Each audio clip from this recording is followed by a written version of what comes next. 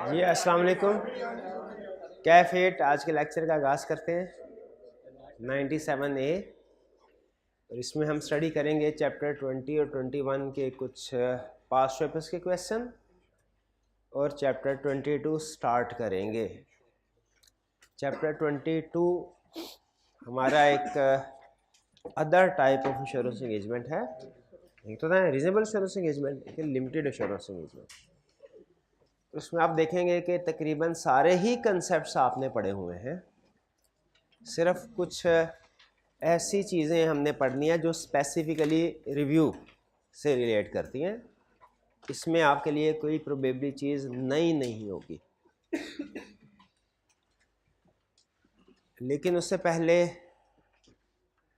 Chapter 20 या 21 में से कोई क्वेश्चन पूछना चाहते हो तो पूछ लीजिए।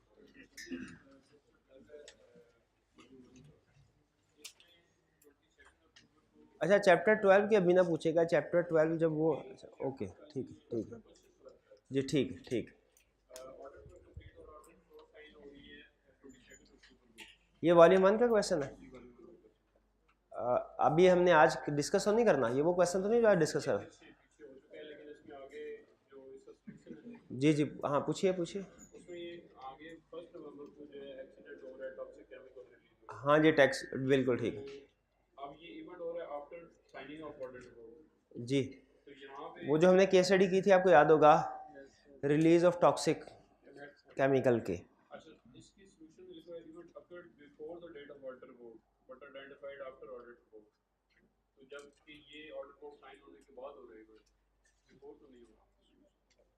नहीं, आपका क्वेश्चन क्या है कि क्या ये एडजस्टिंग इवेंट है या नहीं?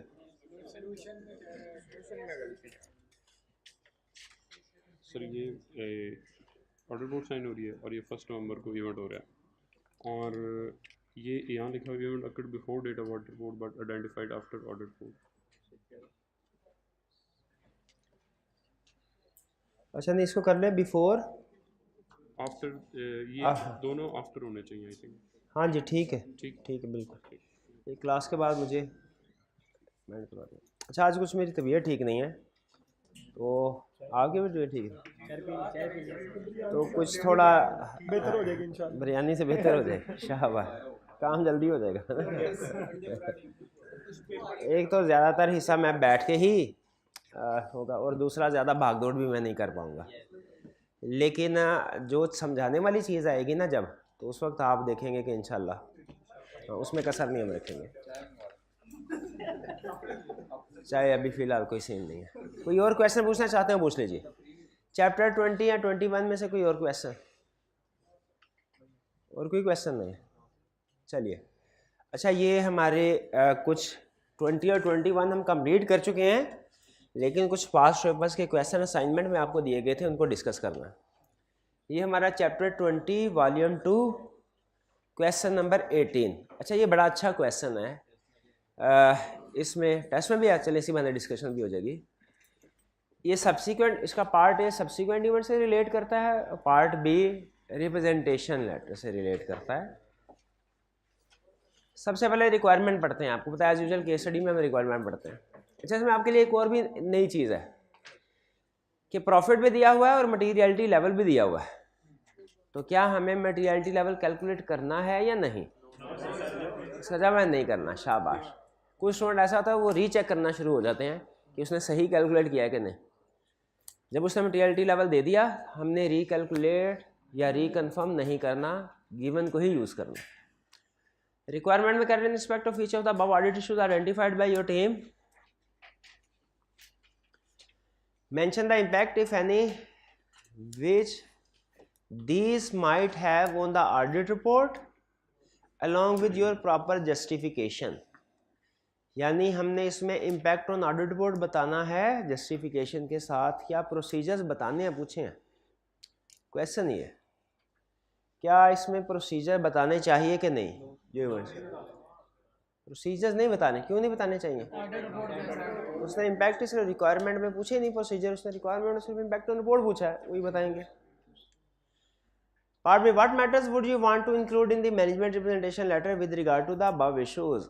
ये जो ऊपर इश्यूज है इनमें से कौन से मैटर्स आप रिकमेंडेशन लेटर में इंक्लूड करना चाहेंगे, ये भी बता। पहले हम सारों पार्ट ए के मुताबिक डिस्कस करेंगे, फिर उसके बाद part B. You are the audit manager responsible for the audit of Hub Mills Limited. At the planning stage, the materiality level was determined at rupees 8 million. 8 million को underline कर लें। Materiality level determine हो चुका है, हमें recalculate करने की जरूरत नहीं। Next, audit team has completed the audit field work for the year ended 30 June 2018 and has presented the following issues identified during the audit for your reviews. 3 issues हैं हमारे सामने। Correct, goods worth rupees 3 million were returned by a customer on 5 July 2018 due to poor quality. Since the goods were returned subsequent to year end, no adjustment has been recorded by the management. जी बताइए, क्या ये subsequent event है? अभी तो audit report sign भी नहीं हुई, तो ये एडजस्टिंग इवेंट है। एडजस्टमेंट रिकॉर्ड होनी चाहिए थी। क्या एडजस्टमेंट रिकॉर्ड होनी चाहिए थी? हाँ, सेल रिवर्स होनी चाहिए, इन्वेंट्री को एनआरवी पे राइट डाउन होना चाहिए। अमाउंट क्या है? 3 मिलियन। ठीक है, 3 मिलियन। पहले तो हमने उसको बता दिया कि एडजस्टमेंट क्या होनी चाहिए। एडजस्टिंग इवेंट है, ये जस्टिफिकेशन होती है जो हम डिस्कस कर रहे होते हैं ना, मसला मिस स्टेटमेंट, ये उसकी क्योंकि इम्पैक्ट ऑन रिपोर्ट की जस्टिफिकेशन क्या है? वो जो मिस स्टेटमेंट है स्कोप लिमिटेशन की वजह से आ रहा है। यह साबित करना कि इस केस में मिस स्टेटमेंट है कि स्कोप लिमिटेशन, उसका इफेक्ट क्या है, ये इम्पैक्ट ऑन रिपोर्ट की जस्टिफिकेशन है। तो हमने इसको बता दिया एडजस्टिंग इवेंट है, 3 मिलियन की रिवर्सल होगी और इन्वेंट्री एनआरवी पे आएगी। अच्छा, अब इम्पैक्ट ऑन रिपोर्ट बताना है। बताइए, क्या ये मिस स्टेटमेंट है? बिल्कुल ये मिस स्टेटमेंट है। फिर इसके बाद ये हमने 1-2 लाइन में डिस्कशन करके कि इसको राइट डाउन करना है और रिवर्स करना है, हमने बताया मिस स्टेटमेंट है। इफेक्ट क्या है इसका? इमटेरियल। कैसे पता चला? मटेरियलिटी लेवल से कम है। तो हम क्या लिखेंगे? Character shall express unmodified as effect is individually immaterial, either shall express qualified opinion on financial statements, और इसके बाद either shall express unmodified opinion on financial statement, और इसके बाद आगे क्या लाइन लिखनी है? वो याद करवाई थी आपको, provided misstatement is also immaterial on aggregate as well as qualitative basis. जब कभी इमटेरियल मिस स्टेटमेंट हो, ये लाइन लाजमी लिखनी होती है। ये आपको याद करवाई हुई है ना लाइन, यहाँ पे ये लाइन आएगी। क्यों लाइन आएगी? ये इमटेरियल मिस स्टेटमेंट है। ठीक है, अच्छा चले रिप्रेजेंटेशन वाला भी साथ डिस्कस करते हैं। आपके ख्याल में इस मैटर पे रिप्रेजेंटेशन लेनी चाहिए? मेरा ख्याल है नहीं लेनी चाहिए, क्योंकि मिस स्टेटमेंट्स या स्कोप लिमिटेशन पे रिप्रेजेंटेशन लेने की ये इमटेरियल है। शाबाश। तो हम रिक्वायर्ड बाय ISAs है कि हम मैनेजमेंट से रिप्रेजेंटेशन ऑब्टेन करेंगे कि इमटेरियल मिस स्टेटमेंट का इफेक्ट उनके ख्याल में भी इमटेरियल ही है, ताकि कल क्लास को हम पे इल्ज़ाम ना लगाए कि मिस स्टेटमेंट को करेक्ट क्यों नहीं करवाया। ये रिप्रेजेंटेशन इस बात का सबूत होगी कि हमने उनको कम्युनिकेट कर दिया था और उन्होंने भी यही नतीजा निकाला कि ये मटेरियल है।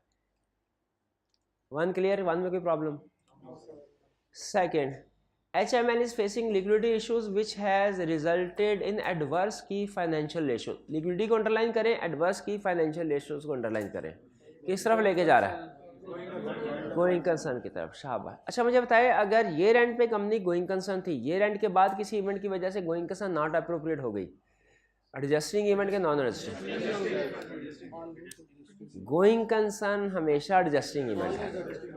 ये आपने काउंटिंग में भी शायद पढ़ा होगा और हमारी लिस्ट में भी था ये। अच्छा आगे to address the issue, HML has sold one of its offices to a company managed by a director of HML। अब इसको अंडरलाइन करें, managed by director of HML। इसकी क्या सिग्निफिकेंस है? इस फ्रेज से क्या पता चल रहा है? ये रिलेटेड पार्टी है। शाबाश। रिलेटेड पार्टी, इसका मतलब गोइंग कंसर्न का इशू भी आ गया, रिलेटेड पार्टी। इस एक केस में उसने 2 इश्यूज सामने रख दिए हमारे। The office was sold for ₹40 million, Management had correctly recorded the disposal. No specific disclosure related to this sale have been made in the financial statement. Disclosure नहीं लिखे. Director are confident that these sale proceeds would solve the cash flow problem of HML. दो issues हैं. एक going concern का issue है कि related party का. Related party में तो क्लियर बता रहा है, डिस्क्लोजर नहीं दिए. गोइंग कंसर्न में भी हमें उसने स्पेसिफिकली नहीं बताया कि इसके डिस्क्लोजर को इंक्लूड किया है. अब अगर वो हमसे कुछ प्रोसीजर पूछ रहा होता तो हम गोइंग कंसर्न के टॉपिक की तरफ जाते हैं, रिलेटेड पार्टी के टॉपिक की तरफ जाते हैं. ठीक, लेकिन यहाँ पे हम इम्पैक्ट ऑन रिपोर्ट तक रिस्ट्रिक्टेड रखेंगे. अब बताइए आपके ख्याल में ये सारे प्रोसीजर्स क्या गोइंग कंसर्न इश्यूज को रिजॉल्व कर देंगे या इट डिपेंड्स. क्वेश्चन के अंदर इंफॉर्मेशन नहीं है, हम कंक्लूड नहीं. आपको बताया था ना, आप अक्सर ये क्वेश्चन पूछते थे कि सर कब हमने गोइंग कंसर्न की तीनों सिचुएशन डिस्कस करनी है और कब कोई एक. तो मैं क्या जवाब दिया करता था कि अगर क्वेश्चन के अंदर उसने बता दिया है खुद से कि गोइंग कंसर्न अप्रोप्रिएट या नॉट अप्रोप्रिएट तो हम उसी को डिस्कस करेंगे जो बताया है. और ज़्यादातर क्वेश्चन में बताता नहीं है. फिर हमारी अप्रोच क्या होती है, ऑल पॉसिबिलिटीज़ को डिस्कस करना है. यहाँ पे पहले हम गोइंग कंसर्न की हेडिंग देंगे, फिर नीचे रिलेटेड पार्टी की हेडिंग देंगे. पहले गोइंग कंसर्न को डिस्कस करें. क्या क्वेश्चन में क्लियर हो रहा है गोइंग कंसर्न अप्रोप्रिएट या नॉट अप्रोप्रिएट या मटेरियल अनसर्टेनिटी. क्वेश्चन के अंदर उसने कंक्लूजन दिया नहीं दिया, इसलिए हमने क्या करना है, ऑल पॉसिबिलिटीज. यानी if going concern assumption appropriate unmodified opinion, if going concern assumption not appropriate financial statement liquidation basis पे बनेगी. उस सूरत में मैटर अनमोडिफाइड ओपिनियन देगा प्लस एमसीओ मैटर क्योंकि स्पेशल बेसिस रिकॉर्डिंग. और तीसरी सिचुएशन अगर मटेरियल अनसर्टेनिटी एग्जिस्ट करती है, मैनेजमेंट से डिस्क्लोज करेगी. Item material uncertainty related to going concern का पैरा ऐड करेगा और तीन चीजें. क्लियर. अच्छा, अगर आप देखें ना तो मैंने इस क्वेश्चन को थोड़ा शॉर्ट करने की कोशिश, मैंने जो गोइंग कंसर्न नॉट अप्रोप्रिएट है financial statement non going concern basis पे बनी है ये तो बता दिया है, लेकिन दूसरा पॉइंट नहीं बताया कि अगर financial statement going concern basis पे ही बनी है हालांकि गोइंग कंसर्न नॉट अप्रूव तो ये एडवर्स ओपिनियन देते हैं. ये भी था ना, ये मैंने डिस्कस नहीं किया. तीनों सिचुएशन डिस्कस कर दी, हर कंप्लीट डिस्कस नहीं की, सिर्फ पहला पॉइंट डिस्कस किया. ये आपने नोट किया हुआ.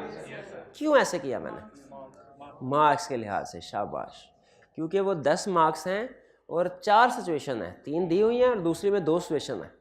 तो हर सिचुएशन के 2.5 मार्क्स होंगे, तो 2.5 मार्क्स के साथ इतना मेरा ख्याल है काफ़ी है कि आपने उसे तीनों सिचुएशन दे दी. अगर एक एक नंबर भी उसने दिया तो 3 नंबर में मिल जाएंगे. मज़ीद अगर आपकी राइटिंग स्पीड अच्छी है, मज़ीद लिखना चाहते हैं तो आपको पता है एक्स्ट्रा लिखने से कोई प्रॉब्लम, मज़ीद लिख सकते हैं. लेकिन मेरी रिकमेंडेशन ये है कि चूँकि मार्क्स हमें बता रहे हैं, सिचुएशन मार्क्स 10, सिचुएशन टोटल 4, तो इसीलिए बहुत ज़्यादा 2.5 मार्क्स का सिचुएशन लिखना मुनासिब नहीं है, कहीं दूसरे क्वेश्चन कंप्रोमाइज़ ना हो जाए. इसलिए मैंने सिर्फ मेन पॉइंट लिखा, बाकी नहीं लिखा. लेकिन आप लिखना चाहें तो क्लियर ये बात होगी. दूसरा इशू क्या है, रिलेटेड पार्टी, जिसमें उसने कह दिया हुआ है कि डिस्क्लोज नहीं किया. ठीक है. अब हम ये लिखेंगे कि ये रिलेटेड पार्टी है ट्रांजैक्शन, पहले ये बता दिया. दूसरे नंबर बताया क्वालिटेटिवली मटेरियल है. तीसरे नंबर बताया डिस्क्लोज नहीं किया तो ये मिस स्टेटमेंट है. ऑडिटर क्वालिफाइड ओपिनियन एक्सप्रेस करेगा, बेसिस पर क्वालिफाइड ओपिनियन में इसको डिस्कस कर देगा. ये चीज़ यहाँ पे भी मैंने यहाँ पे क्वेश्चन को कंप्लीट कर दिया. एक चीज़ नहीं लिखी, वो क्या भला, कि इफ मैनेजमेंट इसे डिस्क्लोज कर दे तो क्या होगा. ऐसे ही है ना, की ऑर्डर मैटर आ जाएगा. लेकिन यहाँ पे मैंने क्यों नहीं डिस्कस किया, मार्क्स के लिहाज से. ठीक है, मुझे लग रहा है कि वो ज़्यादा हो जाएगा मटेरियल, लेकिन आप डिस्कस करना चाहें तो कर सकते हैं. मैं ये कह रहा हूँ, मेरा पॉइंट ऑफ व्यू है कि क्वेश्चन में क्लियरली उसने बता दिया कि डिस्क्लोज नहीं, तो हमें मिस स्टेटमेंट को ही डिस्कस कर देना चाहिए. लेकिन अगर आप इसमें ये लाइन लिखते हैं कि वी शुड रिकमेंड मैनेजमेंट या suggest management to include disclosure, तो इस लाइन लिखने के बाद आप ये इम्पैक्ट भी बता सकते हैं अगर मैनेजमेंट इसको इंक्लूड कर ले तो इम्पैक्ट ऑन रिपोर्ट क्या होगा. लेकिन मैं पूरा आंसर दोनों पॉसिबिलिटीज़ कवर नहीं करा, हालांकि हमारा रूल है कि कहीं ऑल पॉसिबिलिटीज़ को कवर करते हैं जब क्वेश्चन है क्लियर मेंशन हो, लेकिन यहाँ पे क्यों नहीं कर रहा?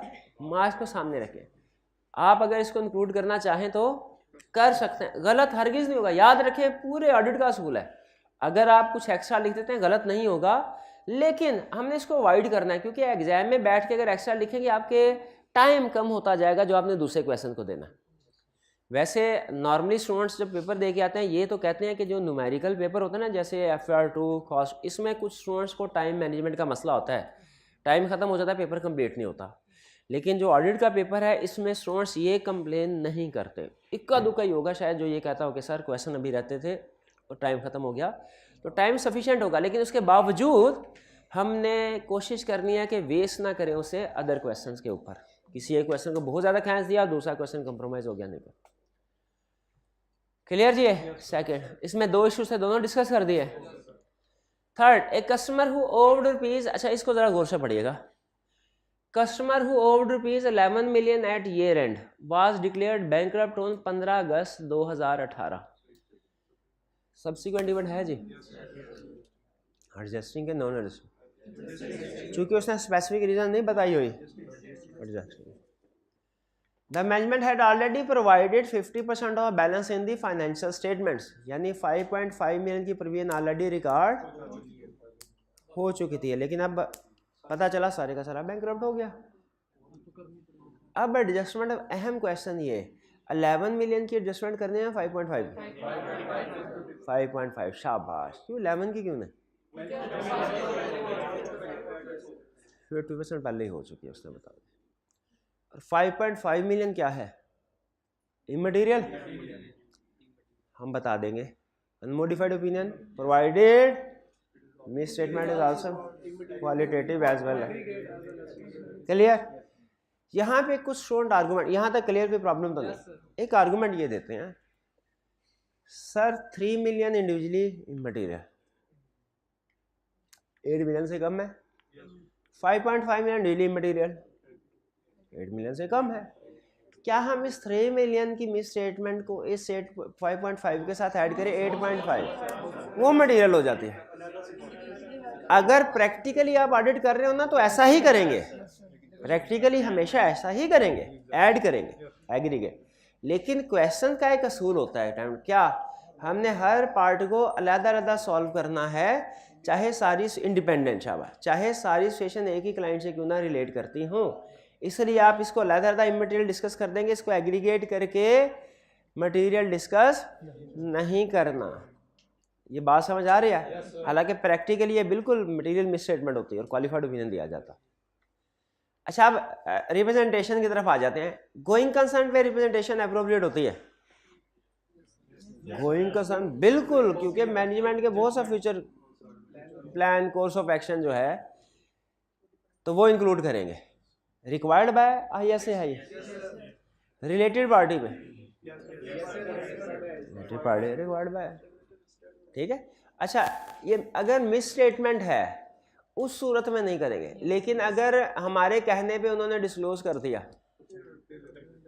फिर रिप्रेजेंटेशन अप्रोप्रिएट होगी, ठीक है। तो आप क्वेश्चन को चाहे तो ये 2 हिस्सों में डिवाइड कर सकते हैं कि अगर मैनेजमेंट ये मिस स्टेटमेंट है रिलेटेड पार्टी तो मिस स्टेटमेंट रिप्रेजेंटेशन अप्रोप्रिएट नहीं होती, लेकिन अगर मैनेजमेंट इसको डिस्क्लोज कर देती है रिलेटेड पार्टी अप्रोप्रिएट होगा।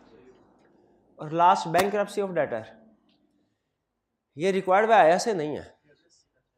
अब आपने बताना है क्या जजमेंट एस्टीमेट, सिग्निफिकेंट एस्टीमेट की कैटेगरी में आता है ये। अगर तो provision for bad date significant amount है, देखिए एक डेटर उसने बोला, एक डेटर वही हमारा 11 मिलियन का मटेरियलिटी लेवल से ज़्यादा का, हालांकि मिस स्टेटमेंट 5.5 मिलियन का, लेकिन डेटर तो 11 मिलियन। एक डेटर है तो उसका मतलब अदर डेटर्स भी होंगे, कलेक्टिव अमाउंट सिग्निफिकेंट हो सकती है। तो यहाँ पे रिप्रेजेंटेशन अप्रोप्रिएट बन जाएगी if total debtors are significant, क्योंकि स्टैंडर्ड ने clearly provision for bad debt पे रिप्रेजेंटेशन नहीं उसने कहा। जैसे रीवैल्यूएशन है, क्लियरली उसने एग्जांपल नहीं दी हुई, लेकिन एक हमारी कैटेगरी है सिग्निफिकेंट एस्टीमेट्स जजमेंट्स वाले, कि जो भी सिग्निफिकेंट एस्टिमेट्स जजमेंट्स वाले एरियाज होंगे उन पे रिप्रेजेंटेशन हम लेते हैं। तो ये डेटर्स सिग्निफिकेंट एस्टिमेट जजमेंट्स अगर इसमें इन्वॉल्व हो रही है इस वजह से रिप्रेजेंटेशन ले रहे हैं। क्लियर? ठीक है जी। लेकिन ये आपकी जजमेंट है, इसलिए अगर कुछ स्टूडेंट ये कि समझते हैं कि सर इसमें जो प्रोविजन फॉर बैड डेट होगी वो सिग्निफिकेंट नहीं होगी, तो ये जजमेंट लिख के नॉट अप्रोप्रिएट भी लिख सकते हैं, क्योंकि जो चीज़ें जजमेंट की बेस पे डिपेंड करती हैं ना, याद रखिए उसमें आई कैप आपके आर्गूमेंट के मार्क्स देगा, डिसीजन के नहीं, बेसिस ऑफ डिसीजन के मार्क्स देगा जो चीज़ें जजमेंट पे बेस कर रही होती हैं। ठीक है भाई, क्लियर हो? ये अच्छा क्वेश्चन था, इसको ज़रूर अटेम्प्ट कीजिएगा। 18 क्लियर जी?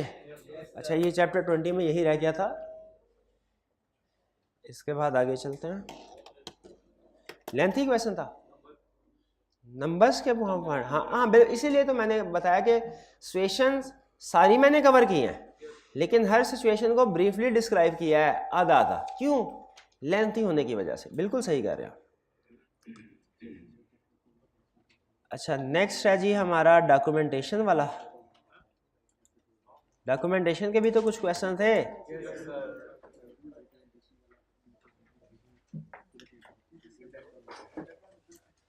तीन क्वेश्चन थे। तीसरा क्वेश्चन इसमें अच्छा है, सॉरी ये क्वेश्चन 4 ये अच्छा। वैसे तीनों क्वेश्चन ही अच्छे एग्जाम लेवल के हैं, खास तौर पे 4 और 6 से मैंने इसके साथ प्रीवियस कंसेप्ट आपका रिवाइज करवाना है, इस वजह से मैं 6 को हाईलाइट कर रहा हूँ। क्वेश्चन नंबर 4 रिवीजन के लिए ना, जब रिवीजन कर रहे हो अच्छा, आप खुद से जब प्रैक्टिस कर रहे हैं कोई क्वेश्चन अच्छा लगता है उसको मार्क कर लेते हैं कि रिवीजन करते हैं, क्योंकि रिवीजन स्टेज पे सारे क्वेश्चन जो आपने प्रैक्टिस किए हैं सबको दोबारा प्रैक्टिस करना ज़रूरी नहीं है। याद रखिएगा, जो रिवीजन स्टेज, वैसे तो आपको प्लान दूंगा ना उसमें मेंशन कर दूंगा, लेकिन एक रूल आपको बता रहा हूँ, रिवीजन स्टेज पे हमारा मकसद होता है कम से कम वक्त में ज़्यादा से ज़्यादा टॉपिक्स को गो थ्रू करना है। उसमें अगर आप राइटिंग की तरफ ज़्यादा जाएंगे ना आपका टाइम ज़ाया होगा। राइटिंग बेहतर सोर्स है रीडिंग से, रिवीजन करने के लिए राइटिंग बेहतर है रीडिंग से, लेकिन ये मोर इफेक्टिव है लेकिन लेस एफिशिएंट है, टाइम ज़्यादा लगता है। इसीलिए आपने करना क्या है, सिर्फ सेलेक्टेड क्वेश्चन रिवीजन आखिरी महीना जो होगा ना, सिर्फ सेलेक्टेड क्वेश्चंस को आपने रिटन फॉर्म में दोबारा करना है, या अगर कोई नया क्वेश्चन सेलेक्ट किया तो वो सिलेक्टेड रिटन फॉर्म, बाकी क्वेश्चन को सिर्फ पढ़ लेना है। क्वेश्चन बड़ा अच्छा, इसमें ये पॉइंट है, ये पॉइंट अंडरलाइन कर, अब तो अंडरलाइन करने के आप एक्सपर्ट हो गए, कीवर्ड्स पता चल जाता होगा। देखें क्या क्वेश्चन में वही इश्यूज आइडेंटिफाई हुए हैं, जहाँ पे कमी बेशी होगी उसको अपने पास नोट कर लीजिएगा। तो ज़्यादातर आपकी आखिरी महीने में जो रिवीजन होगी वो थ्रू रीडिंग होगी। ये क्वेश्चंस की बात कर रहा हूँ, प्रैक्टिस क्वेश्चंस के। ठीक है, कंसेप्ट आपने महीने याद कर लिए होंगे, नहीं याद किए होंगे तो वो आप जैसे मुनासिब समझते हैं लिख के या ज़बानी में कर ले, लेकिन क्वेश्चंस की जो प्रैक्टिस करनी है रिवीजन स्टेज पे, रिटन कम वर्बल ज़्यादा, रिटन सिर्फ सिलेक्टेड क्वेश्चन। तो ये एक अच्छा क्वेश्चन है, क्वेश्चन 4 रिवीजन में रिटन फॉर्म में करने के लिए। कह रहा है offer appropriate explanation for each of the above issues, ऊपर जो भी इश्यूज है उनकी एक्सप्लेनेशन दीजिए। हमें क्या पता कौन सा इशू है, मुझे तो पता नहीं चल रहा, रिक्वायरमेंट पढ़ के समझ ही नहीं आई क्या पूछ रहा है क्वेश्चन। शाबाश। You are the training manager at government company chartered accountant. Some trainees in the firm have requested you to clarify the following issues. पहला कहना आइडिया डिस्कार्ड। डिस्कार्ड का मतलब क्या होता है? डिस्पोज करना, हाँ जी, कैंसल करना। Any audit document forming part of his opinion after the issuance of audit report कर सकता है। ये जो फॉर्मिंग पार्ट ऑफ ओपिनियन है ना, इसने क्वेश्चन में मेन रोल प्ले किया कि चूंकि ये एविडेंस का हिस्सा है, हमारे ओपिनियन का हिस्सा है, ये डिस्कार्ड नहीं कर सकते। और ये भाई ये बताएंगे क्या क़यामत के लिए डिस्कार्ड नहीं कर सकते कि कोई सर्टेन टाइम पीरियड है? हाँ जी, सर्टेन टाइम पीरियड बताए, कब तक डिस्कार्ड नहीं कर सकते? 5 साल। देखा, अच्छा वाला कंसेप्ट आता भी है लेकिन पास नहीं हो पाते स्टूडेंट, 5 साल वाले। 5 years from the date of auditors report, और group auditors report whichever is later. ये 46(7) वाले हैं। 46 पहले वाला तो 25 वाला था ना, ये 46(7) वाले हैं। हाँ, अभी मजीद क्या, शाबाश, फर्म पॉलिसीज करता है, ठीक है। तो वैसे अब देखिए उसने 3 नंबर दिए हैं, तो वो सिर्फ यस या नो तो नहीं करेंगे, उसको बताना पड़ेगा। डिस्कार्ड नहीं कर सकते, कब तक रिटेन करना है, ऑडिटर क्या रिस्पॉन्सिबिलिटी है, रिटेन करें। कब तक, फर्म के पॉलिसी पे डिपेंड करता है, 5 ईयर वगैरह। 1 क्लियर जी। अच्छा, अगर मैं इसमें से ये लाइन हटा दूं, farming part of his opinion, अब पूछूं आपसे, फिर आप 2 हिस्सों में लेके जाएंगे। अगर तो वो ऐसा है जो कि सुपरसीडेड पेजेस है तो उनको डिस्कार्ड किया जा सकता है। अगर वो फार्मिंग पार्ट ऑफ ओपिनियन है तो फिर यही कंसेप्ट आ जाएगा। क्लियर, सुपरसीडेड वाले तो कर सकते हैं। B. The changes that can be incorporated during file assembly process, citing 3 such examples. File assembly process में क्या चेंजेस कर सकते हैं? हाँ, एडमिनिस्ट्रेटिव नेचर के चेंजेस। कह रहे इसकी 3 एग्जांपल दो, कोई एग्जांपल दे दीजिए। उनकी तरफ का उन्होंने एग्जांपल थोड़ी दिया, आपने भी चार्टर्ड अकाउंटेंट बनना है इंशाल्लाह। उनको एडवाइस है, क्लाइंट एडवाइजरी सर्विस लेने के लिए तैयार है, कंसल्ट कर लूँ एक्सपर्ट से, ऐसा तो नहीं। माशाल्लाह आपने खुद भी ओपिनियन है, तो बताइए, शाबाश। एग्जांपल आता है आपको, आप माशाल्लाह पढ़ने वाले स्टूडेंट है, आता है, थोड़ा हिम्मत करने की जरूरत है। बता, कोई एक एग्जांपल बता दें, कोई एक। क्या 4 एग्जांपल हमने पढ़ी थी ना एडमिनिस्ट्रेटिव नेचर की, सॉर्टिंग एंड क्रॉस रेफरेंसिंग, और डिलीटिंग और डिस्कार्डिंग सुपरसेडेड पेज, और documenting for which evidence has already, और 4th कौन सी वाली थी, signing off completion checklist. See the circumstances under which it become necessary to perform new procedures or add new audit documentation, new procedures, ये बड़ा अहम लफ्ज़ है। after the issuance of auditor's report and the matter that should be documented in such a situation। अब हमें किस तरफ लेके जा रहा है, एक्सेप्शन चेंज। तो circumstances बताइए, 2 सब्सिक्वेंट आइडेंटिफाइड और मिस स्टेटमेंट, ठीक है, after issues of audit report identify हो जाए। तो इसके बाद हमने डॉक्यूमेंट्री कौन से डॉक्यूमेंट करने हैं, reason, specific reason, who made the changement. जो एडिशनल चीज है वो क्या है, new procedure performed, evidence obtained,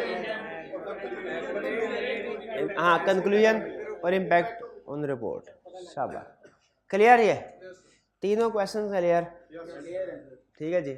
इसमें उसने हमसे रिटेंशन प्रिंसिपल पूछा ए में, बी में उसने हमसे फाइल असेंबली पीरियड के बारे में पूछा, एडमिनिस्ट्रेटिव नेचर की चेंजेस, और सी में एक्सेप्शनल। ये क्वेश्चन तकरीबन पूरे चैप्टर के उसने मेजर कंसेप्ट्स पूछने। 5. In how many days after the date of auditor's report auditor is required to complete the assembly of his, 1 minute है, फर्म की पॉलिसी में, शाबाश। नॉर्मली क्या है, 60 days from the date of. अच्छा, इसमें ग्रुप ऑडिटर की बात तो नहीं है, पक्का, चलिए ठीक है, 60 days लिख दे। 6, अच्छा 6 ज़रा ध्यान से पढ़िएगा, इसमें एक लफ्ज़ की वजह से, सिर्फ एक लफ्ज़ की वजह से, असल में आई कैप आपको ये चाहता है, देखिए जैसे होता है ना, बाज़ औक़ात कुछ बड़े एक्सपर्ट वकील होते हैं, ये आपको आई कैप का वो जो मेरी जजमेंट के मुताबिक आई कैप की रिक्वायरमेंट है, जो उसने कहीं पे ना बताई है ना लिखी है, लेकिन वो चाहता ये मेरी जजमेंट है, मेरा अपना ख्याल है, मैं भी गलत हूँ। सर वकील होता है ना, बाज़ आपने देखा होगा, वो पैराग्राफ में से एक पॉइंट ऐसा निकालते हैं, पूरा केस चेंज हो जाता है। कुछ जो एक्सपर्ट नेचर के वकील ऐसे होते हैं, उसमें एक चीज़ ऐसे, उसी तरह आई कैप ये चाहे देखें, आप चार्टर्ड अकाउंटेंट हैं और जो आम जो अकाउंटेंट है उसमें फ़र्क, हमें एक एक लफ्ज़ की सिग्निफिकेंस का पता होना चाहिए, क्योंकि हमने हाई लेवल पे बैठ के काम करना है, कॉन्ट्रैक्ट करने हैं, कम्युनिकेशन करनी है, उसमें एक एक लफ्ज़ से जो मैसेज चेंज हो जाता है, हमें वो स्किल डेवलप करनी है कि एक एक लफ्ज़ का इम्पैक्ट देख सकें कि क्या होगा। तो आई कैप में आपने देखा होगा इसी तरह अजीबो गरीब सा एक लफ्ज़ या सेंटेंस बना लेता है, मतलब नॉर्मल सेंस कोई और चल रही होता है और फिर कहता है इसमें से इसका मतलब ये भी था, जो पहले हमारे जहन में कभी भी नहीं आएगा, लेकिन जब सोल्यूशन पढ़ते हैं ना तो बंदा कहता है वाकई इसका ये मतलब भी बनता है। तो आई कैप ये चाहता है कि आप एक एक लफ्ज़ जो है उसको, जो क्रिटिकल वर्ड्स है उनको आइडेंटिफाई करने के काबिल हों और वैल्यूएट कर सके कि इनका आपके डिसीजन पे क्या इम्पैक्ट होगा। एक एक लफ्ज़ आपको, इसलिए मैं आपको बार बार जोर देता हूँ रिक्वायरमेंट, और रिक्वायरमेंट के बाद फिर क्वेश्चन के अंदर इंफॉर्मेशन में भी बाज़ एक एक लफ्ज़, जैसे वो रिलेटेड पार्टी वाली एग्जांपल थी, इट वाज डिस्कवर्ड, ठीक है, इससे तो आपने ध्यान दें। इसमें भी देखिए सेम, सिर्फ एक लफ्ज़ की वजह से पूरा क्वेश्चन का नेचर चेंज हो जाती है। कह रहा audit report of Salim limited was signed on 30 April 2016 after issuance of the audit. अच्छा, ये नहीं बोला after issuance of financial statement, पहले तो ये ज़हन में रखें। इशुएंस ऑफ ऑडिट रिपोर्ट कहाँ तक है, हमने क्लाइंट को ऑडिट रिपोर्ट दे दी है। अब क्वेश्चन में ये तो मेंशन कर दिया हमने रिपोर्ट दे दी है, मेंशन नहीं किया फाइनेंशियल स्टेटमेंट इशू हुई कि नहीं हुई, तो मे भी इशू हुई हो, मे भी अभी ना, बारह ऑडिट रिपोर्ट की बात है। तो हम इस तरह के क्वेश्चन में फाइनेंशियल स्टेटमेंट के हवाले से बहुत पॉसिबिलिटीज डिस्कस किया करते हैं। After issuance of audit report, auditor was informed that a major debtor has become bankrupt. ये एडजस्टिंग इवेंट है कि नॉन सब्सिक्वेंट इवेंट है कि नहीं, पहले ये बताइए। लेकिन ऑडिट रिपोर्ट तो इशू हो चुकी है, फाइनेंशियल स्टेटमेंट तो नहीं ना बताया, फाइनेंशियल स्टेटमेंट तो नहीं ना बताया, तो ये सब्सिक्वेंट इवेंट है, एग्रीड। अच्छा, दूसरा, अब ये सब्सिक्वेंट इवेंट है, ऑडिट रिपोर्ट साइन कर चुके हैं, उसके बाद सब्सिक्वेंट इवेंट अगर हो, पैसिव रिव्यू रिस्पॉन्सिबिलिटी है, क्या फाइनेंशियल स्टेटमेंट्स रिवाइज होंगी और ऑडिट रिपोर्ट रिवाइज होगी? बिल्कुल, वो सारे प्रोसीजर चैप्टर 20 वाले आ जाएंगे। लेकिन किस हद तक क्या चीज़ लिखनी है ये रिक्वायरमेंट बताएगी। Specify the matters that the auditor would be required to document in the above situation. बताइए, बैंकरप्सी ऑफ डेटर के प्रोसीजर लिखेंगे या नहीं? क्यों नहीं लिखेंगे? लफ्ज़ डॉक्यूमेंट से, ठीक है, ये डॉक्यूमेंट की बजाय अगर वो कहता है रिक्वायर्ड टू बी परफॉर्म्ड, ठीक है, या procedure matter to be document की बजाय प्रोसीजर टू बी परफॉर्म्ड कह देता, ये हमारा 21 का नहीं चैप्टर 20 का क्वेश्चन बन जाता, ठीक है। अब यहाँ पे उसने सिर्फ डॉक्यूमेंटेशन का पूछा है, प्रोसीजर का पूछा ही नहीं है, तो ये हमारा क्वेश्चन कौन सा है? 21 का। तो हमने सिर्फ मैटर्स टू बी डॉक्यूमेंटेड लिखने हैं, क्लियर। अच्छा, ये कौन से वाला है, क्या ये एडमिनिस्ट्रेटिव नेचर की चेंज है? तो एक्सेप्शन वाली केस है, तो उसमें वो 4 पॉइंट लिखेंगे। पहले बता देंगे एक्सेप्शनल नेचर की सर्कमस्टेंसेस है, bankruptcy of debt, subsequent event after, और इसमें हमने ये 4 प्रोसीजर लिखने हैं जो ऊपर डिस्कस कर चुके हैं, क्लियर जी। ये था जी हमारा 21 के पास्ट पेपर के क्वेश्चन। कोई प्रॉब्लम? चलिए, अब ये भी डिस्कस हो गए।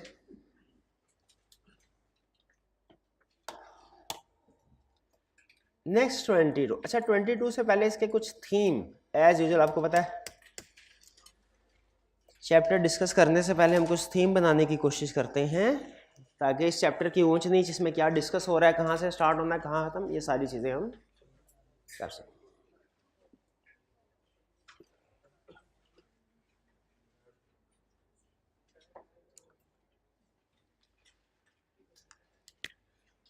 हमारी जो टाइप्स ऑफ इंगेजमेंट है, जो कोई भी सीए फर्म परफॉर्म करती है प्रैक्टिस में, उसकी बड़ी टाइप्स, वैसे तो बेतहाशा टाइप्स की सर्विसेज, बड़ी टाइप्स इसकी 2। एक है assurance engagement,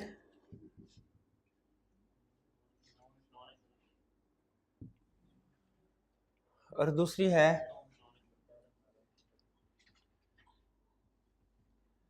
non assurance engagement.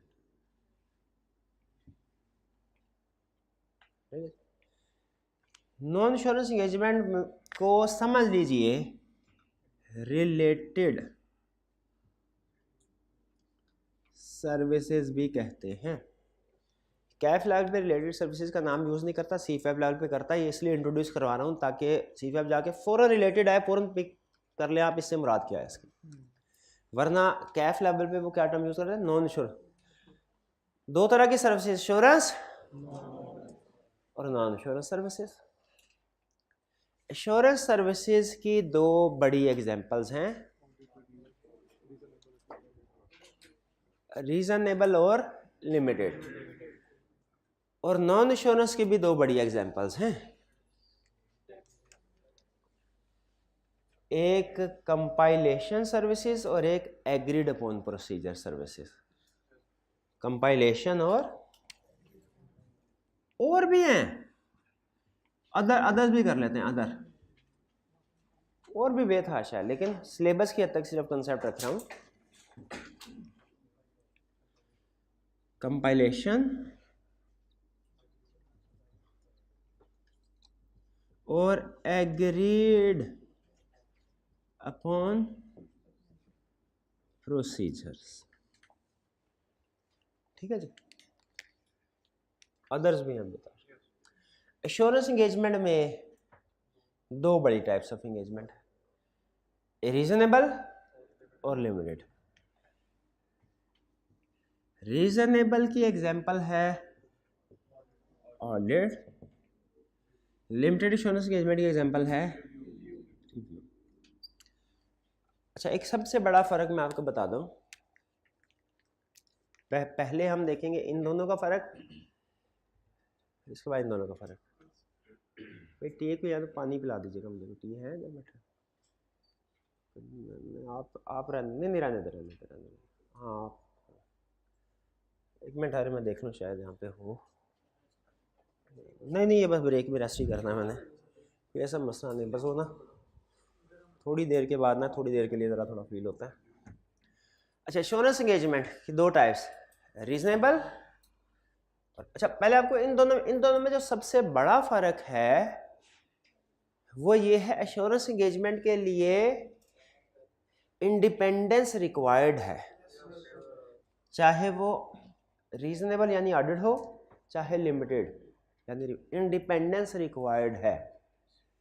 और नॉन एश्योरेंस एंगेजमेंट के लिए इंडिपेंडेंस रिक्वायर्ड नहीं है। अच्छी बात है, रिक्वायर्ड नहीं है, ये सबसे बड़ा फर्क है। क्लियर? एक दूसरा फर्क, जो एश्योरेंस एंगेजमेंट है इनमें ऑडिटर जो भी लेवल ऑफ एश्योरेंस देता है, जो भी प्रोसीजर परफॉर्म करता है, ये स्टैंडर्ड्स ने बताए होते हैं, उनके मुताबिक परफॉर्म करता है। जबकि जो नॉन एश्योरेंस एंगेजमेंट्स हैं इनमें चूंकि कोई एश्योरेंस ही प्रोवाइड नहीं कर रहा, तो इसमें एश्योरेंस लेवल तो ज़ीरो है, और इसमें प्रोसीजर्स क्या परफॉर्म करने हैं ये क्लाइंट बता रहा है।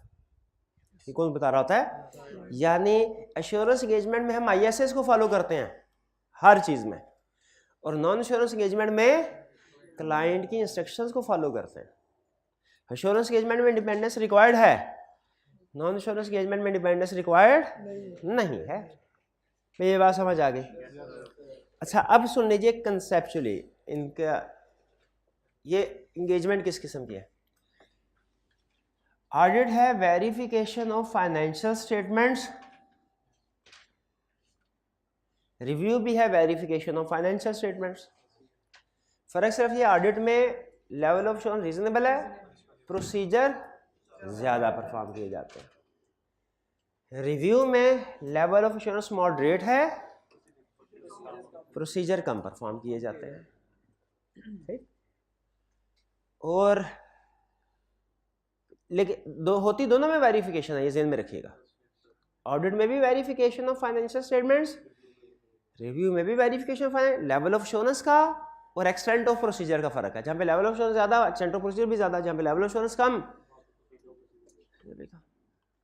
कंपाइलेशन है, ये थी verification of financial statement. Assurance compilation है प्रिपरेशन ऑफ फाइनेंशियल इंफॉर्मेशन, इसमें वेरिफिकेशन नहीं होती। क्या होती है? कंपाइलेशन एंगेजमेंट क्या है? An engagement to compile financial information. जो भी क्लाइंट रिक्वेस्ट करे वो, अगर क्लाइंट जैसे हमें ये कहता है ऑडिट फर्म को कि मुझे फाइनेंशियल स्टेटमेंट्स प्रिपेयर करके दो, ये फाइनेंशियल स्टेटमेंट प्रिपेयर करके दो, तो ये कौन सी एंगेजमेंट होगी? ये कंपाइलेशन एंगेजमेंट होगी। इसमें क्या लेवल ऑफ एश्योरेंस प्रोवाइड किया जाएगा? कोई लेवल ऑफ एश्योरेंस प्रोवाइड नहीं किया जाएगा। ठीक है। अच्छा, यहाँ पे एक डिस्कशन चलती है अक्सर कि ऑडिटर ऑडिट या रिव्यू सर्विस भी प्रोवाइड कर सकता है, वो कंपाइलेशन एंगेजमेंट भी परफॉर्म कर सकता है।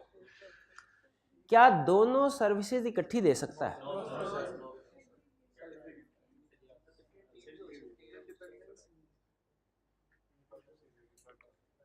शाबाश। इस सवाल का जवाब हमने कोड ऑफ एथिक्स में पढ़ा था कि सेल्फ रिव्यू थ्रेट राइज होता है। लिस्टेड कंपनी के केस में तो बिल्कुल भी नहीं कर सकते। अनलिस्टेड कंपनी सेफ गार्ड थे, वो टीम सेपरेट होंगी वगैरह, और टीम का हिस्सा नहीं बना के भेजा जाएगा वगैरह वगैरह। बहरहाल कंपाइलेशन की नेचर समझ आ गई। ठीक है। कंपाइलेशन का मतलब क्या है? फाइनेंशियल स्टेटमेंट्स प्रिपेयर या कोई और फाइनेंशियल इंफॉर्मेशन। जैसे क्लाइंट ने कहा टैक्स रिटर्न प्रिपेयर कर दो, वो भी कंपाइलेशन में आएगी। अब है agreed upon procedure. Agreed upon procedure देखिए, कंपाइलेशन में कहा जाता है कि ऑडिटर काम कर रहा है काउंटिंग नेचर का, और एग्रीड अपॉन प्रोसीजर में ऑडिटर काम कर रहा है ऑडिट नेचर का। और एग्रीड अपॉन प्रोसीजर में भी वेरिफिकेशन होगी, है ना मजे की बात। ऑडिट और रिव्यू में भी वेरिफिकेशन होती है, एग्रीड अपॉन प्रोसीजर में वेरिफिकेशन होगी, लेकिन वो एश्योरेंस है, ये नॉन एश्योरेंस कैसे है? इसलिए कि ऑडिट एंड रिव्यू में हमने जो प्रोसीजर परफॉर्म करने होते हैं वो ISAs के मुताबिक करने होते हैं। इसमें क्लाइंट का, हम क्लाइंट को कहते हैं ठीक है सर, आप जो प्रोसीजर एग्रीड अपॉन, नाम में ही कंसेप्ट छुपा है कि ऑडिटर ने वेरिफिकेशन के लिए वो प्रोसीजर परफॉर्म करने हैं which have been agreed upon between client and chartered accountant. ठीक है। तो ये है एग्रीड अपॉन प्रोसीजर। कंपाइलेशन भी नॉन एश्योरेंस, कोई एश्योरेंस प्रोवाइड नहीं की जाती, एग्रीड अपॉन प्रोसीजर में भी कोई एश्योरेंस नहीं है। फर्क क्या है दोनों में?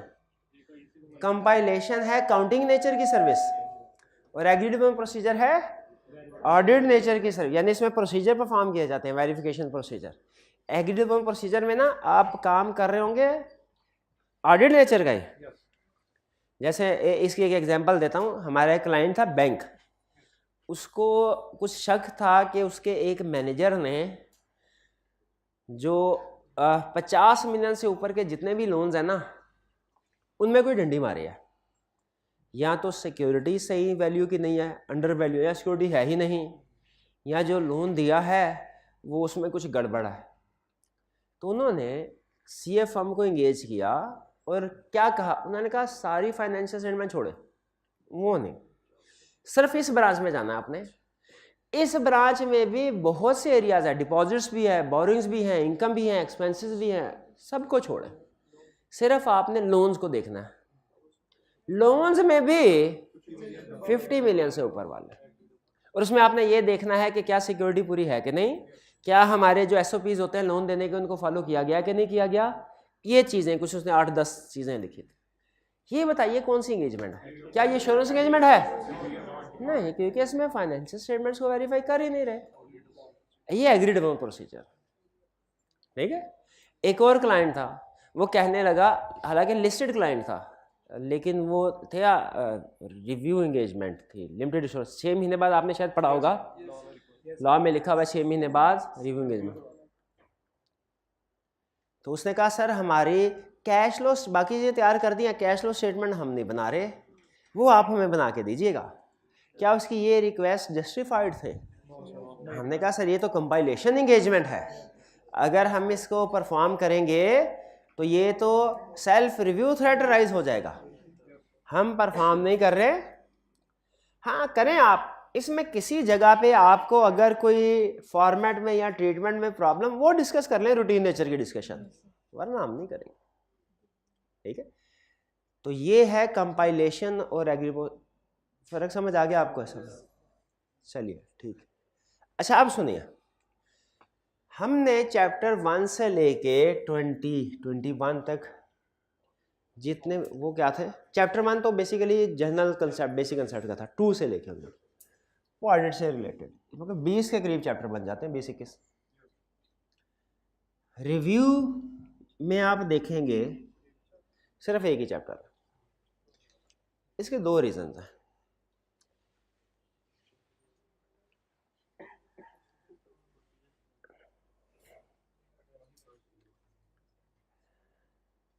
एक रीजन है इसकी कि रिव्यू में लिमिटेड एश्योरेंस प्रोवाइड किया, डेफिनेटली प्रोसीजर कम होंगे। ऑडिट में रिजर्व एश्योरेंस प्रोसीजर ज्यादा होंगे। एक रीजन तो ये है कि रिव्यू में लेकिन इतने भी कम तो नहीं ना होने चाहिए कि वो 20 और ये 1। दूसरी रीजन क्या है, आप इसमें देखेंगे जो जो प्रोसीजर परफॉर्म करने को कह रहा है ना, वो एक लाइन में कह के आगे निकल जाएगा। एक एग्जांपल देता हूं, कहता है आपने सब्सिक्वेंट इवेंट ऑडिट में देखे थे, इधर भी सब्सिक्वेंट देखेंगे, बस एक लाइन में लिख के अगला कंसेप्ट शुरू कर। क्यों? वो पढ़ चुके हैं। क्या दोबारा पढ़ने की जरूरत है कि सब्सिक्वेंट इवेंट क्या है, एडजस्टिंग क्या है, नॉन एडजस्टिंग क्या है? नहीं, सेम प्रोसीजर। यहां पे कहता है एनालिटिकल प्रोसीजर परफॉर्म करने हैं, एक लाइन में कह के आगे दूसरा कंसेप्ट शुरू कर देगा। ये नहीं बताएगा एनालिटिकल प्रोसीजर क्या होते हैं, डेफिनेशन क्या है, यूजेस कितनी तरह के हैं, 3 तरह के, इनको आपने एज सब्सटेंटिव प्रोसीजर कैसे, कुछ गाइडेंस नहीं देगा। क्यों नहीं देगा? पहले पढ़ चुके, होना भी ऐसे चाहिए। तो असल में जो बड़ी रीजन है इसके एक चैप्टर की, वो सिर्फ ये है कि इसमें जो प्रोसीजर परफॉर्म कर रहा है वो पहली रीजन ऑडिट से कम है, और दूसरी जो है ना वो भी आप पढ़ चुके हैं। तो आपको सिर्फ ये बताएगा ये काम करना है, ये काम करना है, ये काम करना है, उसकी डिटेल नहीं बताएगा। क्यों नहीं बताएगा? पढ़ चुके हैं। ये ज़हन में रखिएगा, ठीक है? ये रीजन है इसकी। लेकिन मुझे बताइए, क्या ऑडिट एंगेजमेंट के टर्म्स ऑफ एंगेजमेंट एग्री हुए थे? सिग्निफिकेंट फेजेस और प्रोसीजर वो सारे सेम होंगे, कुछ प्रोसीजर कम होंगे, जैसे इसमें ज़्यादा डिटेल में काम नहीं करते, ठीक है? इसमें ज़्यादा हम डिटेल में काम नहीं करते, तो इसलिए कुछ प्रोसीजर कम होंगे, ठीक है? लेकिन जो प्रोसीजर होंगे वो ऑलरेडी आप स्टडी कर चुके हैं। हाँ, नॉर्मल ऑडिट में टर्म्स ऑफ एंगेजमेंट थी, एंगेजमेंट लेटर थे, इसमें भी थे, लेकिन आप देखेंगे कि वो सेम कंटेंट है तकरीबन, सिर्फ एक आधा कंटेंट फर्क होगा कि आपने देखना पर्पस भी कि वो तो स्टैट्यूटरी ऑडिट था ना, वो तो स्टैट्यूटरी ऑडिट था, ये यहाँ पे नॉन स्टैट्यूटरी ऑडिट, ये सॉरी नॉन स्टैट्यूटरी एंगेजमेंट है। तो इसका पर्पस क्या है? क्या किसी से लोन लेने के लिए करवा रहे हैं? एक चीज सुन लें, एक है कंपनीज की वेरिफिकेशन। कंपनीज के लिए लॉ ने कहा है ऑडिट रिक्वायर्ड है, वो स्टैट्यूटरी ऑडिट होता है। ये रिव्यू एंगेजमेंट की 2 टाइप्स हैं, हमारे सिलेबस में एक ही है, लेकिन रिव्यू एंगेजमेंट की 2 टाइप्स हैं। एक है बड़ी बड़ी कंपनीज के 6 महीने का रिव्यू, वो स्टैट्यूटरी है,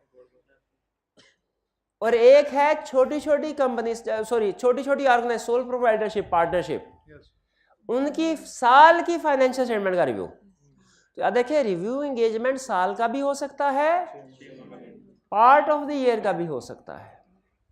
हमें जो डिस्कशन करा, वैसे कंसेप्ट सेम ही अप्लाई होते हैं तकरीबन, ज़्यादा फर्क नहीं है, लेकिन यहाँ पे जो डिस्कशन कर रहा है ना वो ज़्यादातर वो कर रहा है सोल प्रोप्राइटरशिप और पार्टनरशिप की एनुअल फाइनेंशियल स्टेटमेंट्स, उसके पॉइंट ऑफ व्यू से। तो अगर किसी जगह रिपोर्ट में आपको लगे कि review engagement for the year ended और किसी जगह नजर आए review engagement for the half year ended, तो दोनों हो सकती हैं, ये ध्यान में रखिएगा, ठीक? अब इसका थीम देखिए चैप्टर, पहले हम पढ़ेंगे एश्योरेंस से रिलेटेड, ये हम पढ़ चुके हैं, फिर पढ़ेंगे टर्म्स ऑफ एंगेजमेंट, कि जब आपने भाई ऑडिट एग्री किया था, उसकी टर्म्स एग्री की थी, रिव्यू की भी टर्म्स एग्री होंगी। नेक्स्ट प्रोसीजर कौन से परफॉर्म करने हैं रिव्यू एंगेजमेंट में, उनका जिक्र होगा। ठीक है, प्रोसीजर कौन से, देखिए प्लानिंग, परफॉर्मेंस, रिपोर्टिंग, यही 3 स्टेजेस थी बड़े। ये तो बेसिक कंसेप्ट हो गया लर्निंग ऑब्जेक्टिव 1। लर्निंग ऑब्जेक्टिव 2 है हमारा प्लानिंग स्टेज, ये है परफॉर्मेंस स्टेज, और ये है रिपोर्टिंग स्टेज।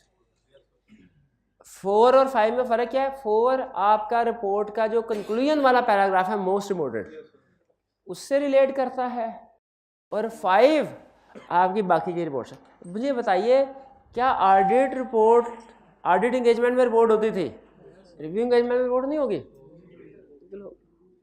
लेकिन क्या दोनों का फॉर्मेट सेम होगा? हाँ, चेंज, शाबाश।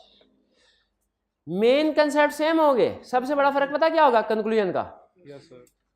रिपोर्ट में हमारा कंक्लूजन होता है इन आवर ओपिनियन फाइनेंशियल में give true and fair view. यहाँ पे होगा nothing has come to our attention that causes us to believe that financial में do not give true and fair. बाकी तकरीबन वही रिस्पॉन्सिबिलिटीज उधर, वही मैनेजमेंट की रिस्पॉन्सिबिलिटी इधर, वही ऑडिटर की रिस्पॉन्सिबिलिटी उधर, वही इधर। ठीक है, बाकी कंसेप्ट तकरीबन सेम हो गए। उधर भी एमसीक्यू मैटर दे सकते थे, इधर भी एमसीक्यू मैटर दे सकते हैं रिपोर्ट में। उधर भी गोइंग की ऑडिट मैटर। बताइए, क्या रिव्यू एंगेजमेंट में एमसीक्यू मैटर आ सकता है? या अदर मैटर आ सकता है? की ऑडिट मैटर आ सकता है? नहीं आ सकता, क्योंकि की ऑडिट मैटर के नाम में इसकी रीजन छुपी हुई है। क्यों नहीं आ सकता? वो ऑडिट के केस में आएगा। वो की ऑडिट मैटर है, की रिव्यू मैटर नहीं है। अगर उसका नाम की रिव्यू मैटर होता फिर रिव्यू एंगेजमेंट में भी आता। तो की ऑडिट मैटर आएगा हमेशा ऑडिट ऑफ लिस्टेड कंपनीज के केस में। चलिए, ये हमने ओवरऑल इसको डिस्कस किया। अब आइए देखते हैं। सबसे पहले तो आप पिछले कुछ अरसे में नहीं आए, लेकिन आ सकता है आज क्या आपको पता है, कुछ पता नहीं है। यहाँ बता रहा है सीए फर्म डिफरेंट टाइप्स की सर्विसेज प्रोवाइड कर सकती है, ये हमने डिस्कस कर लिया। एश्योरेंस सर्विसेज भी जो ऑडिट और रिव्यू है, और रिलेटेड सर्विसेज भी जो एग्रीमेंट प्रोसीजर कंपाइलेशन है, और इसके अलावा भी बहुत सी सर्विसेज प्रोवाइड कर सकती है। फिर कह रहा है एक खास बात, एग्रीमेंट प्रोसीजर कंपाइलेशन में कोई एश्योरेंस प्रोवाइड नहीं की जाती, ये नॉन एश्योरेंस एंगेजमेंट है कंपाइलेशन में, और एग्रीमेंट प्रोसीजर में एश्योरेंस। फिर ऑडिट के बता रहा है, चारों सर्विसेज की ब्रीफ डिस्क्रिप्शन दे रहा है। ऑडिट क्या है? एश्योरेंस एंगेजमेंट जिसमें रिव्यू क्या है? एश्योरेंस एंगेजमेंट जिसमें, और एग्जांपल दे दी उसने। ठीक है, कह रहा है ये किस तरह की एंटिटी का रिव्यू होता है जिनका ऑडिट रिक्वायर्ड नहीं है, क्योंकि जो कंपनीज हैं उनके लिए तो लाजमी है ऑडिट करवाना। जो सोल प्रोप्राइटरशिप और पार्टनरशिप है ना, ये ऑडिट भी करवा सकते हैं, रिव्यू भी। तो इनकी नॉर्मली प्रेफरेंस होती है कि रिक्वायर्ड बाय लॉ तो है ही नहीं, तो छोटे वाला काम करवाएं तो काफ़ी। एग्रीमेंट प्रोसीजर में ये ऐसी इंगेजमेंट है जिसमें प्रोसीजर जो परफॉर्म किए जाते हैं वो मैनेजमेंट के साथ या अगर कोई थर्ड पार्टी हो उसके साथ मिलके एग्री किया जाता है, और जो वो कहते हैं वही प्रोसीजर परफॉर्म करते हैं। आईएसएस को फॉलो नहीं किया जाता, यानी प्रोसीजर जो है वो क्लाइंट बताए। कंपाइलेशन में फाइनेंशियल स्टेटमेंट्स को प्रिपेयर किया जाता है, प्रेजेंट किया जाता है। फिर ये डिफरेंस है ऑडिट और रिव्यू में। इस डिफरेंस को एक दफ़ा देखें। ये डिफरेंस मैंने आपको पढ़ा दिया हुआ है, ज़रा पढ़ के देखें बाकी पढ़ाया कि नहीं। पहले वाला पढ़ा दिया पर सर, चले आगे।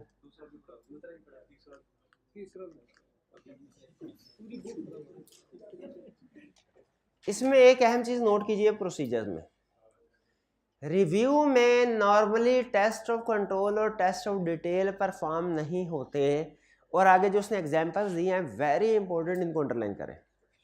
एग्जाम में हो सकता है आपसे पूछे कि बताइए क्या रिव्यू एंगेजमेंट में एक्सटर्नल कंफर्मेशन लेटर सेंड करना रिक्वायर्ड है? क्यों रिक्वायर्ड नहीं है? क्या physical verification of inventory review में रिक्वायर्ड है?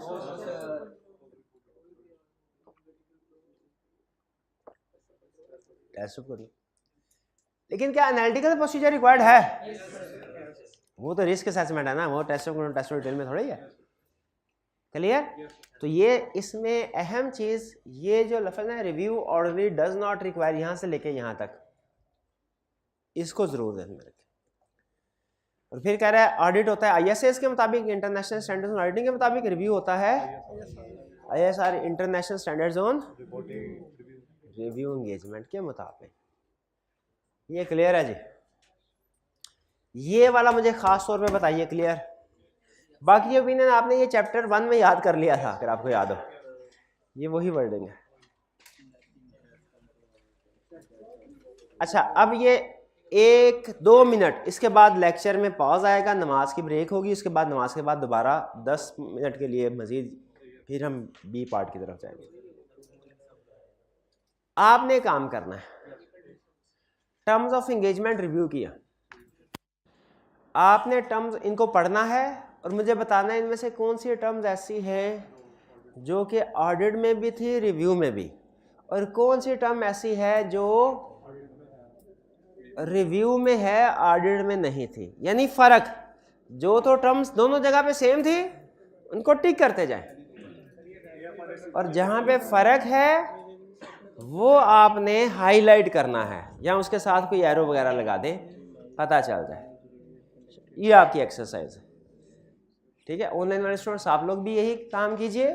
यहाँ पे नमाज ब्रेक लेते हैं, नमाज के बाद इंशाल्लाह फिर 5:30 बजे दोबारा क्लास में मिलते हैं, ठीक है जी? जी पॉज कीजिएगा जी। टर्म्स ऑफ इंगेजमेंट आपने पढ़ ली होंगी रिव्यू की, तो आपको कोई फ़र्क नज़र आया रिव्यू की टर्म्स ऑफ इंगेजमेंट और ऑडिट की टर्म्स ऑफ इंगेजमेंट? जो 2 बड़े पॉइंट्स आपको नज़र आएंगे फ़र्क 6 और 7 है कि रिव्यू की टर्म्स ऑफ एंगेजमेंट में 6 point, statement that engagement is not an audit and therefore practitioner will not express an audit opinion on the financial statement. यानी एक स्टेटमेंट रिव्यू की टर्म्स क्लियरली लिख दी जाती है, भाईजान इस ये रिव्यू एंगेजमेंट है, इसको ऑडिट एंगेजमेंट नहीं समझना, इसमें हम ऑडिट ओपिनियन नहीं देंगे। फिर क्या देंगे? रिव्यू का कंक्लूजन देंगे। ऑडिट के लिए वर्ड बोली जाती है ओपिनियन, रिव्यू के लिए वर्ड बोली जाती है कंक्लूजन, ठीक है? क्या कह रहा है यहाँ पे? हम ऑडिट ओपिनियन नहीं देंगे। ऑडिट ओपिनियन नहीं देंगे तो फिर क्या देंगे? Review conclusion. और दूसरी स्टेटमेंट क्या कह रहा है? Intended use and distribution of financial statement. देखिए ये असल में रिव्यू, जो ऑडिट हमने पढ़ा था ना, statutory audit required by law, वो था कंपनीज के लिए। ये रिव्यू करवाया जा रहा है सोल प्रोप्राइटरशिप और पार्टनरशिप के लिए, जिनके लिए स्टैट्यूटरी रिक्वायरमेंट कोई नहीं है। तो हम उनसे पूछेंगे तो सही, भाई जब लॉ रिक्वायर नहीं करता, लॉ ने आपको कोई लिफ्ट नहीं करवाई सोल प्रोवाइडर पार्टनरशिप को कि ऑडिट करवाना है कि रिव्यू करवाना है, आप रिव्यू फिर करवाना चाह रहे हैं, क्यों करवाना चाह रहे हैं? वो बताएंगे बेनिफिट्स हैं, या हो सकता है बताए कि जो प्रोबेबल रीजन होती है, सर बैंक से लोन लेने के लिए गए हैं और बैंक ने कहा कि आप रिव्यू करवा लें, ऑडिट रहने दें, ठीक है? तो रिव्यू, तो इसलिए हम तो जो भी पर्पज़, इसलिए कि अगर पर्पज़ ये है, यूज़ जो है इसका वो कोई स्पेसिफिक यूज़ है, तो हमारी फाइनेंशियल स्टेटमेंट्स ऑडिट रिपोर्ट की डिस्ट्रीब्यूशन भी रिस्ट्रिक्ट होगी। हम फिर कहेंगे अच्छा फाइनेंशियल में ऑडिट रिपोर्ट सिर्फ बैंक को जाएगी और किसी को नहीं जाएगी, इसका हमारी रिपोर्ट पे कोई इम्पैक्ट होता है? शाबाश, अदर मैटर पैराग्राफ ऐड करेंगे हम। क्या रिव्यू की रिपोर्ट में भी एमसीक्यू मैटर अदर मैटर आ सकता है? लेकिन की ऑडिट मैटर? शाबाश। Terms of engagement clear? अच्छा, यहाँ पे कंसेप्ट उसने डिस्कस नहीं किया, यहाँ पे कहता है कि आपने देखना applicable financial reporting framework acceptable होना चाहिए, लेकिन ये डिस्कस नहीं किया कि अगर एक्सेप्टेबल नहीं है तो क्या करना है? वो ऑडिट वाला ही होगा, ठीक है? कि एक्सेप्टेबल नहीं लेकिन रिक्वायर्ड बाय लॉ है बाकी। यानी जो सिंपल रूल, जिस चीज़ की उसने डिस्कशन नहीं की ना, वो ऑडिट वाला,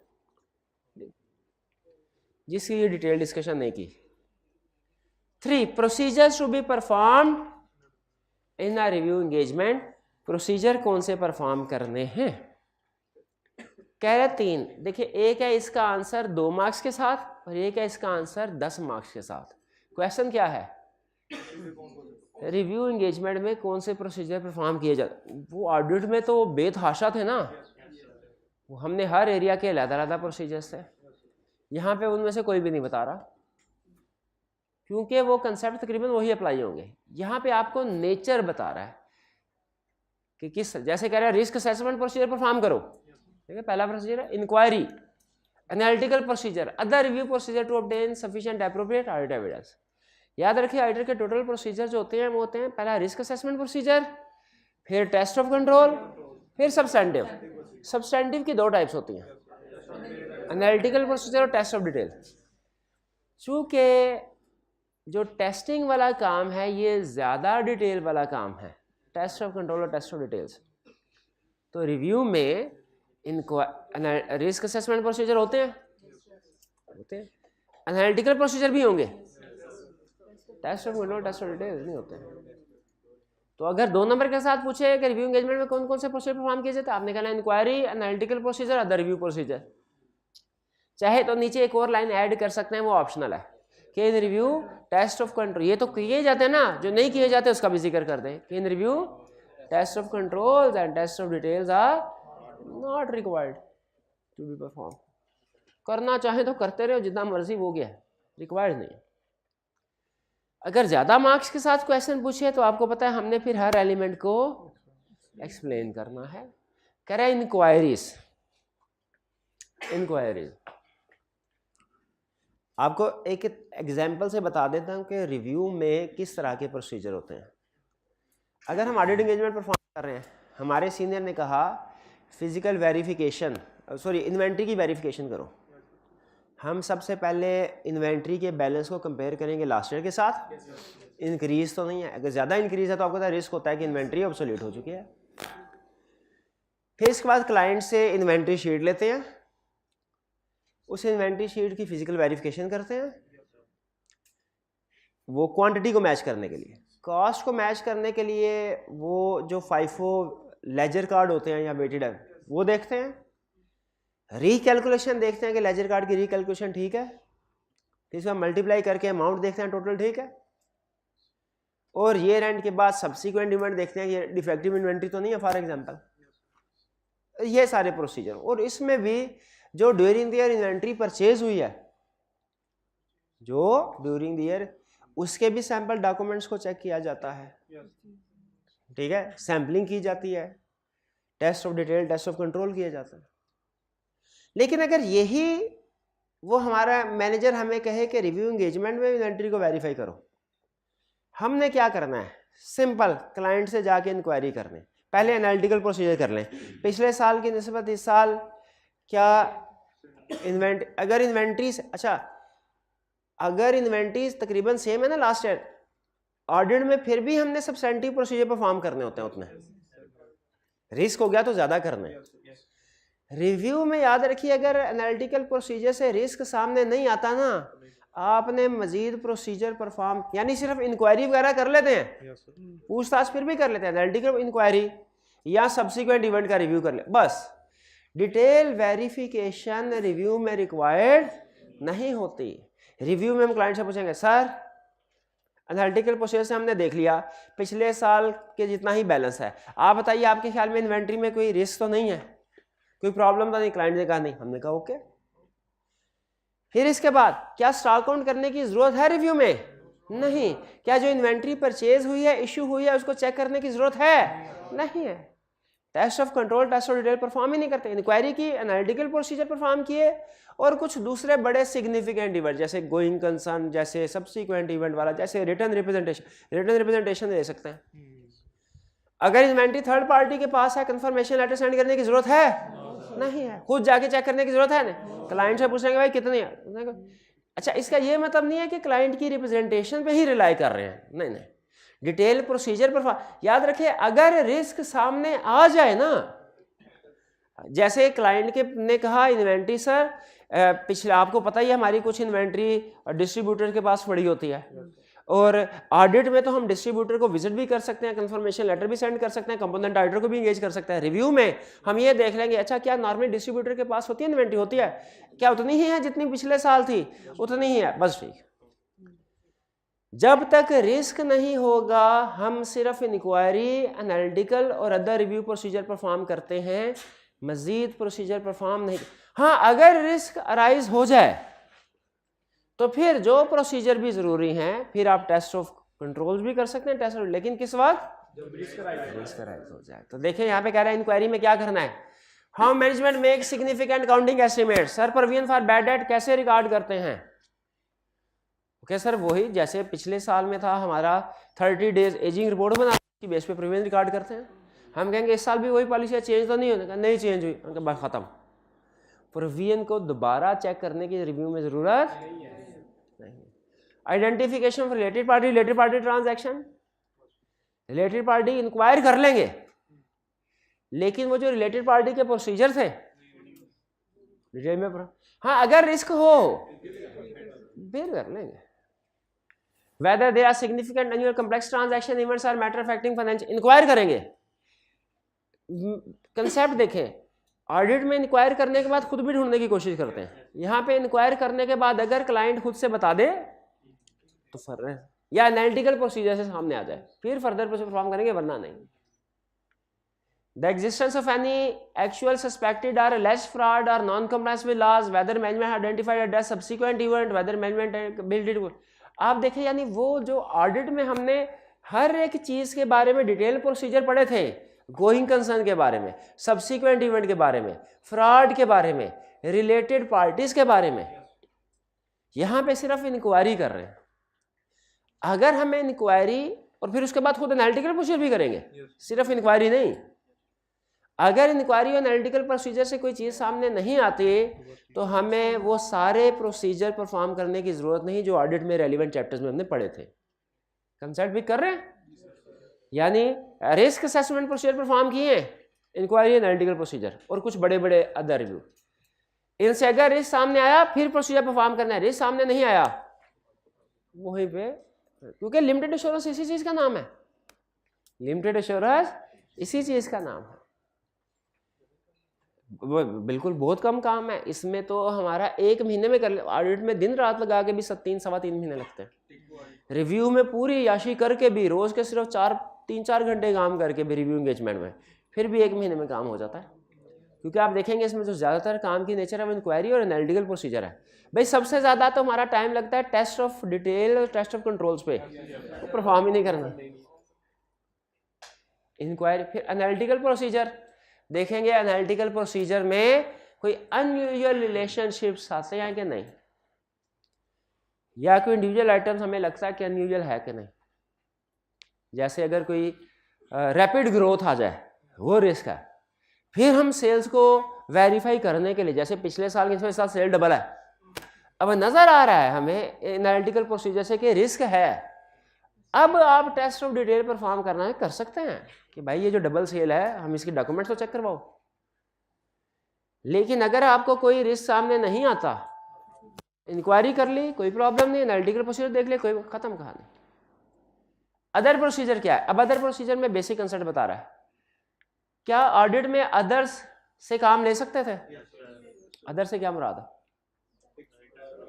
एक्सपर्ट्स, कंपोनेंट आर्ट, रिव्यू में भी जरूरत पड़े तो ले सकते। Practitioner using work of another practitioner expert, practitioner appropriate steps to be that work harmony is adequate for practice. Review में भी उनसे काम ले सकते हैं अगर रिस्क आए। अच्छा, फिर आगे देखिए इंटरेस्टिंगली, एक लाइन में उसने बात खत्म कर ली कि अगर अदर्स के काम यूज करता है तो आपको अदर्स के वर्क की एडिक्वेसी को चेक करना पड़ेगा, एक्सपर्ट भी और दूसरा भी। लेकिन एडिक्वेसी के लिए प्रोसीजर क्या परफॉर्म करेंगे नहीं बता रहा। ऊपर आने वाले रिटन रिप्रेजेंटेशन, ऑडिट में रिटन रिप्रेजेंटेशन ऑब्टेन करते थे, रिव्यू में भी ऑब्टेन करेंगे। किन किन चीजों पे? उन्हीं चीजों पे। अब एग्जांपल देख लें, related party, subsequent fraud, non compliance with going, वही है, ठीक है। अच्छा, यहाँ पे लेकिन ये डिस्कस नहीं कर रहा कि अगर रिटन रिप्रेजेंटेशन नहीं क्लाइंट देता तो क्या करना, वो वही वाला होगा, समझ रहे? तो सिर्फ आपको प्रोसीजर की हेडिंग बता दी, ये प्रोसीजर परफॉर्म करना है, डिटेल नहीं बताई। क्यों डिटेल नहीं बताई? ऑलरेडी पढ़ चुके हैं। सब्सिक्वेंट इवेंट्स को कंसीडर करते हैं हम रिव्यू में, ऑडिट में भी करते थे। अच्छा यहाँ पे देखिए सेम रूल, सब्सिक्वेंट इवेंट्स को हमने आइडेंटिफाई करने के लिए प्रोसीजर परफॉर्म नहीं करने, याद है वो थे मिनट्स ऑफ द मीटिंग पढ़ना है, इंटरम फाइनेंशियल। यहाँ पे स्टार्टिंग कहाँ से करा है, if subsequent events are identified practitioners recommend management to correct financial statement. अगर मैनेजमेंट बता दे या वैसे खुद से सामने आ जाए, यानी वहां पे तो एक्टिव और पैसिव दोनों की रिस्पॉन्सिबिलिटी थी, यहाँ पे सिर्फ पैसिव रिव्यू की रिस्पॉन्सिबिलिटी है कि अगर सामने आ जाए तो मैनेजमेंट से कहो। फर्क समझ रहे हैं? एप्रोप्रिएटनेस ऑफ गोइंग कंसर्न, क्या गोइंग कंसर्न की एजम्पशन रिव्यू में भी इवेल्युएट करते हैं? इंपॉर्टेंट, बिल्कुल। अच्छा, अब इसमें इवेंट एंड कंडीशन कौन से होंगे जो डाउट क्रिएट करते हैं? अगर वो इवेंट एंड कंडीशन आगे क्या करना है, इसके बारे में कोई गाइडेंस नहीं। क्यों नहीं गाइडेंस? क्लियर जी? अच्छा, जब कल हम ये, आज इतना ही काफ़ी है आज के लिए, सिर्फ प्रोसीजर पढ़ाए थे, कंक्लूजन वगैरह नहीं पढ़ा रहा, वो कल पढ़ाएंगे। लेकिन कल आपने मुझे 2 चीज़ों के बारे में ख़ास तौर पे पूछना है। की ऑडिट मैटर वो तो आज हमने डिस्कस कर लिया, वो भाई ने एग्जांपल बोल दी तो मैंने पढ़ा दिया। दूसरा, material uncertainty related to going concern, ये अजम्पशन रेलिवेंट है, वैल्यूएट करना है गोइंग कंसर्न स्टेटस क्लाइंट का, लेकिन इसका पैराग्राफ क्या होगा इसके ऊपर कल डिस्कशन करेंगे। ठीक है जी, ये है हमारा ये लेक्चर यहाँ तक का। इसके बाद इंटरनल कंट्रोल वाला स्टडी करना है हमने, याद है ना? और आज से इंटरेस्टिंग इंटरनल कंट्रोल में टॉपिक स्टार्ट होगा, इंटरेस्टिंग। आज का लेक्चर यहाँ पे ख़त्म करते हैं हम। अल्लाह हाफिज़।